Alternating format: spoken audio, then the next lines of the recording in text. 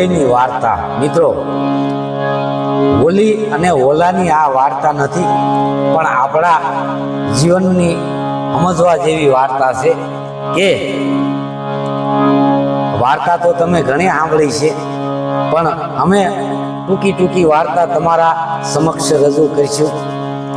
આપણા આંગણે હોલો, હોલી તો કોઈ પણ પંખી આવે મિત્રો, આપણે એને પ્રેમથી જે પહોંચી એક મુઠ્ઠી સણ નાખો મિત્રો, કબૂતરને, ચકલાને બાજરી, અને એક આપણા આંગણે આપણે એક ઝાડ રોપીએ, અથવા ઝાડ ન હોય તો પાણીનું કુંડું નેવે, પછી એક માંડવો હોય ત્યાં આપણે પંખીના માળા, ચકલીના માળા મૂકી તોય ઘણું છે મિત્રો.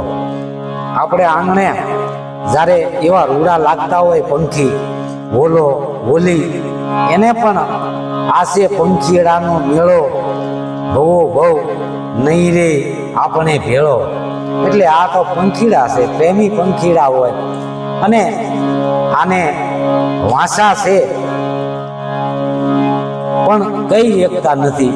ઈ પંખી હોલો અને હોલી જો રૂડા કેવા સરે છે.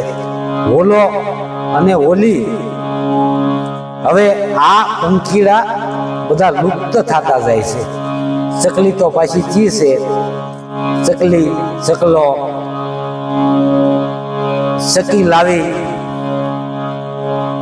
બાજરાનો દાણો અને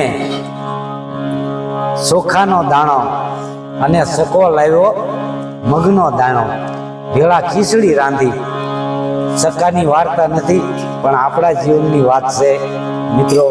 એટલે જેટલું પહોંચી એટલું આપણે આંગણે એક મુઠ્ઠી ઝાડ નાખી, એક મુઠ્ઠી સણ નાખો તો પણ પક્ષી જે પંખીડા છે આશીર્વાદ દે મિત્રો.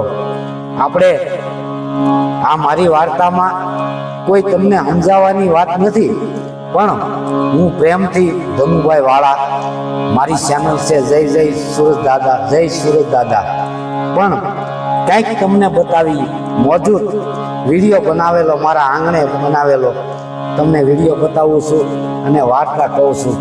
પંખી, ચકલી, બુલબુલ, ખિસકોલી, કાળી ચકલી, કબૂતર, કોયલ, આપણા આંગણે રોજ પંખી આવે છે.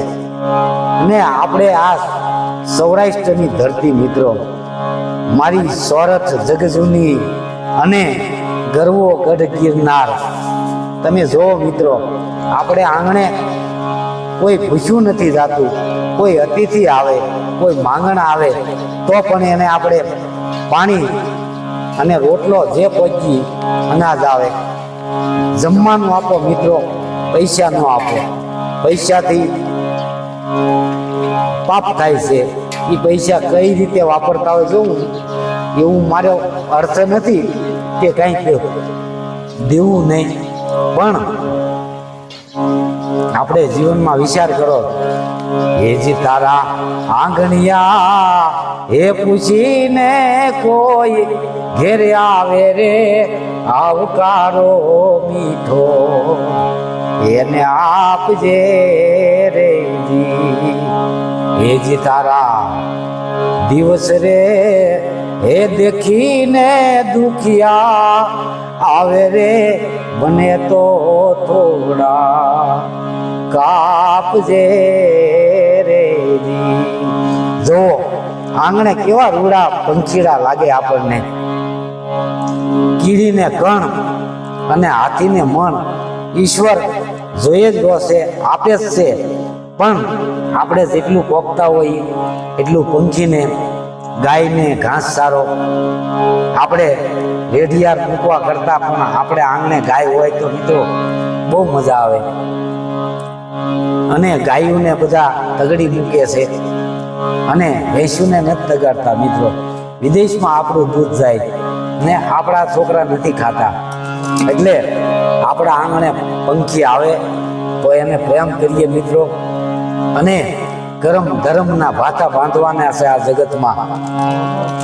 એટલે પંખીડાને પ્રેમ કરો. નાની એવી વાર્તા છે મિત્રો, પણ તમને રૂઢી લાગતી હોય તો લાઈક અને સબસ્ક્રાઇબ કરજો મિત્રો. અને હજી પણ નવી નવી એવી વાર્તા આપણા જીવનની